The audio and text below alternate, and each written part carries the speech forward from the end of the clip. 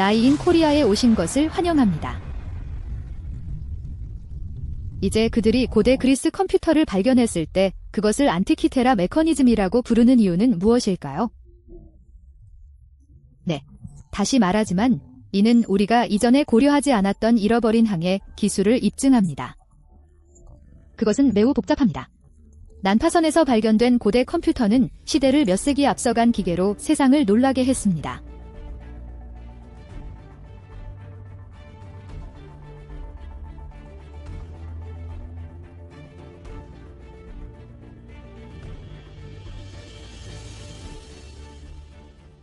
로마로 향하는 보물을 가득 실은 배는 2000년 넘게 그 비밀을 감춘 채 바닷속에 가라앉았습니다. 사람들이 그러한 기술이 어떻게 존재할 수 있었는지 이해하려고 수십 년간 노력했습니다. 잊혀진 경이로움에 대한 진실을 밝혀봅시다. 정말 그게 전부였을까요? 세상을 깜짝 놀라게 한 청동기어. 300톤의 화물을 실은 그 배는 그다지 민첩하지 않았습니다. 그것은 몸부림치며 거센 파도에 부딪히고 결국 바다 밑바닥으로 가라앉을 수밖에 없었습니다. 그 보물 중에는 역사를 다시 쓸 비밀이 숨겨져 있었습니다. 그 배는 2000년 넘게 잊혀지고 바다에 삼켜진 유물이 되었습니다. 시간이 흐르고 또 하나의 이야기가 사라졌습니다. 그것은 수많은 배 중 하나일 뿐이었기에 영원히 그 상태로 남을 운명이었을지도 모릅니다. 하지만 운명은 달랐습니다. 작은 마을인 시미에서 스펀지, 다이버가 잠수 중 예상치 못한 것을 발견했습니다. 그것은 해저에서 드러난 청동손이었고 부식이 진행되고 있었습니다. 수년이 지난 수중에서도 여전히 알아볼 수 있었습니다. 다이버는 이를 보고했고 그리스 정부의 도움을 받아 그들은 깊은 곳에서 보물을 꺼내기 시작했습니다. 청동과 대리석으로 만든 조각상, 깨진 항아리, 셀 수 없이 많은 파편들이 포함되어 있었습니다. 그것은 지금까지 발견된 가장 큰 그리스 유물 컬렉션으로 밝혀졌습니다. 그들은 보물을 연구하기 위해 모든 것을 아테네로 가져갔습니다. 모든 흥분 속에서 거의 무시된 채 딱딱하고 이상한 청동 덩어리가 그 자리에 있었습니다. 그리고 몇 달이 지나면서 그것은 마르고 갈라졌습니다. 그 안에서 그들은 예상치 못한 것을 발견했습니다. 커다란 바퀴와 새겨진 글자, 그리고 작은 기어들이 있었습니다. 그것은 고대의 기계처럼 보였으며 그 시대에 비해 너무나 발전된 정교한 장치였습니다. 나중에 안티키테라 메커니즘으로 불리게 된 이 기계는 당시 사람들이 상상한 것보다 1000년 앞선 기술이었습니다. 한 세기 넘게 전 세계의 전문가들, 고고학자들, 엔지니어들, 물리학자들이 이 기계 뒤에 숨겨진 미스터리를 풀기 위해 노력해왔습니다. 그것을 처음으로 파헤친 사람은 그리스의 고고학자 발레리오 스타체였습니다. 그는 톱니바퀴의 흔적을 보고 이것이 고대 시계일 것이라고 확신했습니다. 그러나 중요한 점은 기계식 시계가 1000년 이상 후에야 르네상스 시대에 발명되었다는 사실입니다. 물론 고대 문헌에는 톱니바퀴에 대한 언급이 있지만 그 당시부터 현재까지 실제로 톱니바퀴를 발견한 사람은 없었습니다. 스타체는 도움을 필요로 한다는 것을 깨닫고 고대 문헌 전문가인 존 스베로노스와 아돌프 비렐름을 불러들였습니다. 그들은 조각을 해독하기 시작했고 그것이 고대 그리스어로 쓰여 있다는 것을 알게 되었습니다. 또 다른 과학자인 페리클레스 레디아데스는 비문을 조사하며 황도대 규모에 대한 특이한 용어를 발견했습니다. 레디아데스와 스베로노스는 이 이상한 장치가 별과 행성의 위치를 추적하는 오래된 아스트롤라베일 것이라고 결론지었습니다. 하지만 문제가 있었습니다. 기존의 아스트롤라베에는 기어가 필요하지 않았습니다. 어쩌면 이 독특한 장치가 천체의 위치를 기계적으로 계산할 수 있었을지도 모릅니다. 몇 년 후, 파편은 조심스럽게 청소되었고 독일의 고대 언어 전문가인 엘버트 램이 이 장치를 검사하기 위해 아테네로 왔습니다. 그는 그리스 문자로 쓰인 고대 이집트의 달이라는 또 다른 숨겨진 단어를 발견했습니다. 램은 이 기계가 1년 내내 천체의 움직임을 시뮬레이션할 수 있었을 것이라고 주장했습니다. 그것은 유망한 단서였지만 곧 진전이 멈췄습니다. 세계적 사건들이 개입했고 두 차례의 세계 대전이 오고 갔으며 이 메커니즘은 거의 잊혀져 먼지 쌓인 상자에 버려졌습니다. 20세기 중반이 되면서 기술은 혁신적인 발전을 이루었습니다. 1953년 유명한 영화 제작자이자 다이빙의 선구자인 작 쿠스토를 비롯한 새로운 다이버들이 안티키테라 근처의 바다로 몰려들었습니다. 다이빙 장비의 발전 덕분에 그들은 예전의 스펀지 다이버들보다 더 깊이 들어갈 수 있었습니다. 난파선 바로 아래 손이 닿지 않는 곳에 보물이 있다는 소문이 있었고 쿠스토의 팀은 그 보물을 찾기로 결심했습니다. 며칠간의 수색 끝에 그들은 놀랍게도 잘 보존된 침몰 선체의 일부를 발견했지만 그것을 파낼 적절한 장비가 없었고 더 나은 장비와 장비를 가지고 돌아오기까지는 20년이 더 걸렸습니다.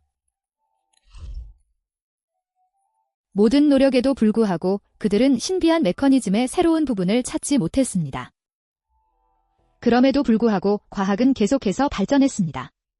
1960년대 영국의 과학 역사가인 데릭 솔라 프라이스는 새로 개발된 X선 기술을 사용하여 파편을 스캔했습니다. 그는 더 많은 기어를 발견하고 안티키테라 메커니즘의 첫 번째 모델을 제작하여 이를 캘린더 컴퓨터라고 불렀습니다. 그러나 프라이스의 모델에는 결함이 있었습니다. 그것이 작동하도록 하려면 X선에서 실제로 나타난 것을 무시하고 기어의 톱니 수를 변경해야 했습니다. 나중에 두 명의 연구자 마이클 라이트와 앨런 브롬리가 프라이스의 실수를 발견했습니다. 그들은 문제를 스스로 해결하고 메커니즘의 미스터리를 풀기로 결심했습니다. 그들은 아테네로 가서 한 달 동안 장치의 나머지 82개 부품을 검사하고 측정하며 사진을 찍었습니다. 하지만 시간이 흐르면서 파편의 표면은 거칠어졌고 보다 심층적인 관찰이 필요했습니다. 그들은 여러 개의 이미지를 촬영하고 이를 조합하여 물체 내부의 상세한 그림을 만드는 단층 촬영 기술을 사용했습니다. 700장의 이미지를 통해 그들은 메커니즘의 내부 작동을 더 명확하게 볼 수 있었습니다. 수년 동안 그들은 퍼즐을 맞추기 위해 노력했습니다. 그러던 중 갑자기 브롬리는 라이트와의 관계를 끊고 라이트가 공동 작업에 대한 공로를 인정받았다고 비난했습니다. 브롬리는 이미지를 찍고 떠났지만 결국 퍼즐을 풀지는 못했습니다. 몇 년 후 그는 암 진단을 받고 라이트에게 자신이 안티키테라 메커니즘을 해결한 사람으로 알려지기를 원한다고 고백했습니다. 불행히도 그는 그 일을 끝내지 못했습니다. 임종 당시 브롬리는 스캔한 내용을 라이트에게 넘겼습니다. 새로운 기술을 통해 새로운 마음이 개입되어 퍼즐을 계속해서 풀어나갔습니다. 아날로그의 경이로움은 시간을 잃었습니다. 2002년까지 라이는 이미 프로토타입을 만들었지만 새로운 스캔을 통해 마침내 코드를 해독할 수 있다고 믿었습니다. 하지만 여전히 충분하지 않았습니다. 수학자이자 영화 제작자인 토니 프리스를 만나보세요. 프리스는 엔터키서러 메커니즘 연구 프로젝트에 따라 연구자 그룹을 조직했습니다. 그들은 더 나은 기술을 사용해 조각을 다시 스캔하고 측정했습니다. 그 결과 이미지는 놀랄 만큼 상세했습니다. 이제 돌 깊은 곳에 숨겨져 있던 작은 비문도 선명하게 드러났습니다. 그들은 정기적으로 연구 결과를 논문으로 발표했습니다. 그리고 녹음 현장에 대한 더 많은 탐험이 있었지만 메커니즘의 새로운 부분은 발견되지 않았습니다. 2021년 프리스와 그의 팀은 모든 퍼즐 조각을 하나로 모았습니다.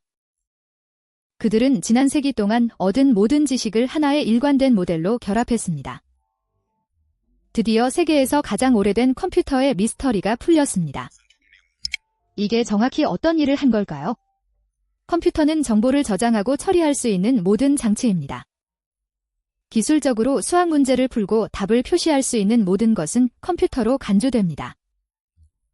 두 가지 유형이 있습니다. 디지털과 아날로그, 바로 지금 당신이 읽고 있는 글과 같은 아날로그입니다. 안티키테라 메커니즘은 아날로그 컴퓨터였습니다. 이를 상상해보세요. 8 곱하기 2를 풀어야 합니다. 디지털 컴퓨터는 이를 이진수로 변환하고 1과 0을 사용해 계산을 처리합니다. 반면 아날로그 컴퓨터는 기어를 이용해 이를 해결할 수 있습니다. 8개의 톱니가 맞물린 작은 기어와 16개의 톱니가 맞물린 더 큰 기어를 상상해 보세요. 더 큰 기어가 회전할 때마다 작은 기어가 2번 회전해 사실상 이를 곱합니다. 안티키테라 메커니즘은 비슷한 방식으로 작동했지만 훨씬 더 복잡했습니다. 원래는 복잡한 내부 작동을 수행하기 위해 측면에 손잡이가 달린 나무 상자에 보관되었습니다. 핸들을 돌리면 장치 전면과 후면에 있는 일련의 포인터가 이동했습니다. 고대 그리스인들은 지구가 우주의 중심에 있다고 믿었습니다. 따라서 지구는 달, 태양, 그리고 알려진 5개의 행성이 그 주위를 공전하는 메커니즘의 중심에 있었습니다. 이집트 달, 황도대 별자리 및 기타 천문 표시를 위한 고리도 있었습니다. 앞면은 사용 설명서로 덮여 있었고 뒷면에는 2개의 나선형 다이얼이 있었으며 하나는 많은 고대 달력의 기초가 된 19년 메토닉 주기를 나타내고 다른 하나는 올림픽 게임의 4년 주기를 나타냅니다. 아래쪽 다이얼은 일식 예측기였습니다. 본질적으로 안티키테라 메커니즘은 우주의 정교한 모델이었습니다. 원하는 날짜를 선택하면 기계는 달, 행성, 별의 위치를 표시하거나 다가오는 일식을 예측할 수 있습니다. 책 한 권 정도 크기의 나무 상자에 모두 담겨 있었습니다. 누가 사용했을까요? 어쩌면 천문학자나 교사였을지도 모릅니다. 그러나 일부 단서는 이것이 실용적인 도구가 아닐 수도 있음을 시사합니다. 오히려 그것은 감당할 수 있는 부유한 사람들에게는 사치품, 매우 인상적이고 비싼 장난감이었을 수도 있습니다. 점성술은 오늘날 일부 사람들에게 인기가 있는 것처럼 고대 그리스에서도 인기가 있었습니다. 그들은 점성술을 사용해 점을 쳤을 가능성이 있습니다. 2000년 전 한 부유한 주인이 로마를 여행하면서 이 놀라운 장치를 함께 가져갔습니다. 그러나 그들은 결국 목적지에 도달하지 못했습니다. 배는 폭풍에 침몰했고 그와 함께 존재해서는 안 될 고대 컴퓨터와 같은 기술의 경이로움도 함께 추락했습니다. 여기에 문제가 있습니다. 안티키테라 메커니즘은 그리 정확하지 않았습니다. 고대 그리스인들은 오늘날 우리가 사용하는 정교한 도구를 갖추고 있지 않았습니다. 그들은 하늘을 관찰하고 그들의 관측을 기록하며 이를 이해하려고 했습니다. 예를 들어 수은을 충분히 오래 관찰하면 속도가 느려지며 멈추고 뒤로 이동한 뒤 다시 앞으로 나아가는 것처럼 보입니다. 이런 명백한 역행 운동을 역행이라 부르며 이는 궤도 때문이라 모든 행성에서 발생합니다. 지구를 중심에 두는 그리스인들이 사용한 지구 중심 모델은 행성이 작은 고리 형태로 움직이는 복잡한 시스템이었습니다. 이를 기어로 변환하는 일은 믿을 수 없을 만큼 어려웠고 메커니즘 내부가 너무 복잡했기 때문에 이해의 한계로 인해 기계적 오류가 발생하기 쉬웠습니다. 사실 그것은 전체 황도대 별자리에서 벗어났습니다. 그럼에도 불구하고 안티키테라 메커니즘은 여전히 놀라운 성과였습니다. 오랫동안 역사가들은 그리스인들이 훌륭한 사상가였지만 실용적이지는 않다고 여겼습니다. 철학과 예술이 그렇듯이. 하지만 복잡한 기계 장치들은 달랐습니다. 그들은 불가능해 보였지만 결국 해냈습니다. 그럼에도 불구하고 그들은 해냈습니다. 안티키테라 기계는 너무 발전되어 있어서 일부 사람들은 그것이 외계인에게서 왔거나 고대 타임머신 역할을 했다고 믿고 있습니다. 그러나 그것은 실제로 존재했으며 아마도 최초의 사례가 아니었을 것입니다. 고대 문서에는 아르키메데스가 만든 태양, 달, 행성을 모델로 한 유사한 장치가 언급되어 있습니다. 비록 시간이 지나며 사라졌지만 그리스의 독창성은 여전히 완성되지 않았습니다. 또 다른 인물이 역사를 바꾸려 했습니다. 시간을 초월한 민족들. 고대 그리스인들은 확실히 인상적인 무리였습니다. 그들은 단순히 파르테논 신전을 감상하거나 올리브나무 아래에서 철학을 생각하는 것에 그치지 않았습니다. 그들은 현대인의 사고를 놀라게 할 발명품들을 만들어냈습니다. 안티키테라 메커니즘과 같은 창조물은 그 시대에 비해 얼마나 발전했는지를 궁금하게 만듭니다. 시라쿠사의 아르키메데스는 문제를 해결하려 하지 않으면 참을 수 없는 사람이었습니다. 그는 무거운 물체를 훨씬 더 쉽게 움직일 수 있게 해주는 복합 도르래와 같은 멋진 발명품들을 만들었습니다. 또한 아르키메데스 나사는 간단하지만 물을 들어올리는 뛰어난 장치로 오늘날 일부 지역에서도 여전히 사용되고 있습니다.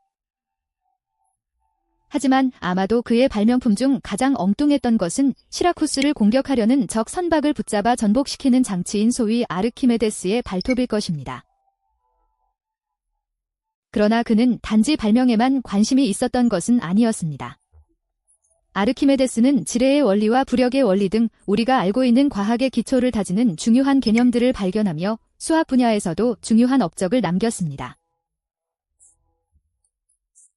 그는 가능한 최선의 방법으로 약간의 과시를 하며 항상 다른 사람들이 상상조차 할 수 없는 해결책을 찾아냈습니다.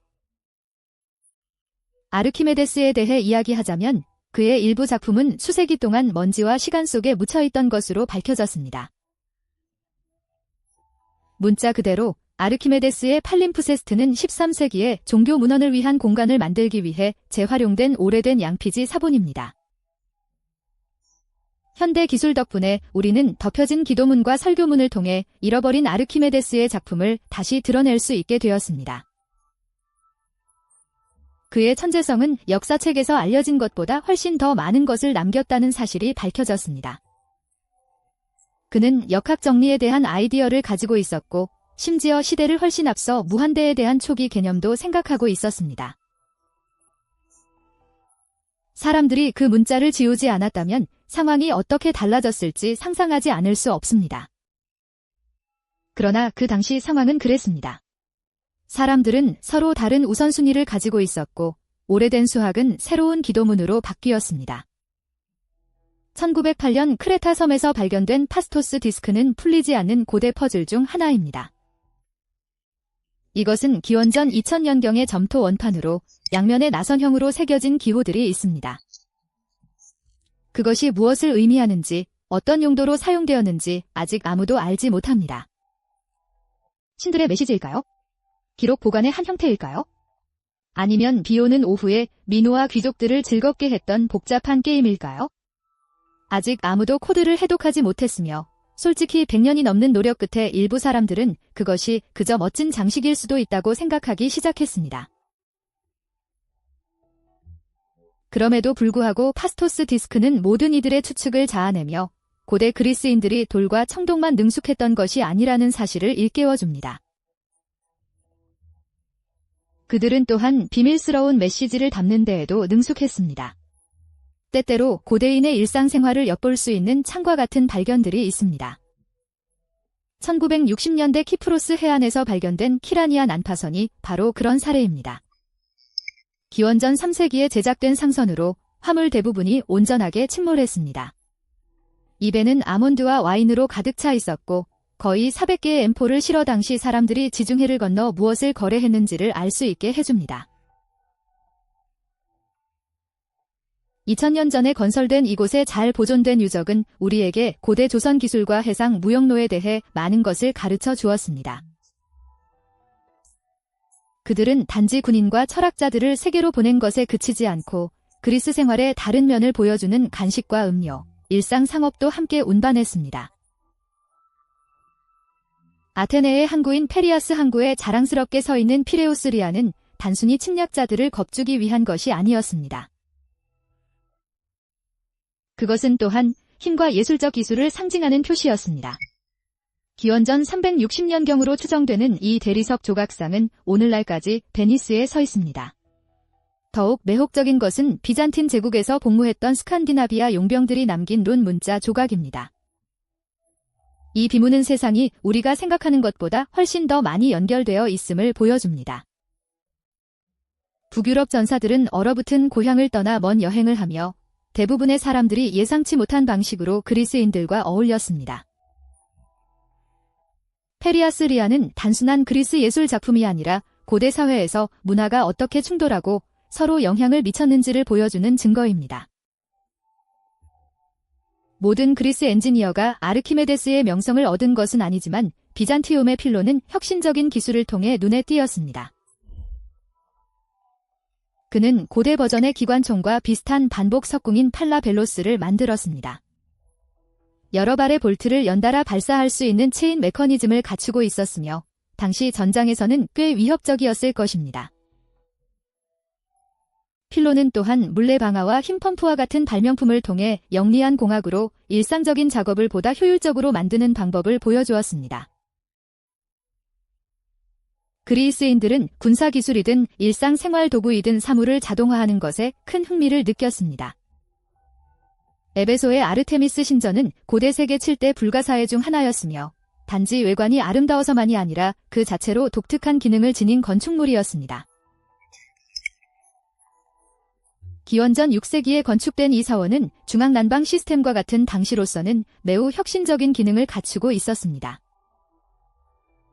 바닥 아래 채널을 통해 뜨거운 공기가 순환되어 추운 계절에도 물건을 따뜻하게 유지할 수 있었습니다.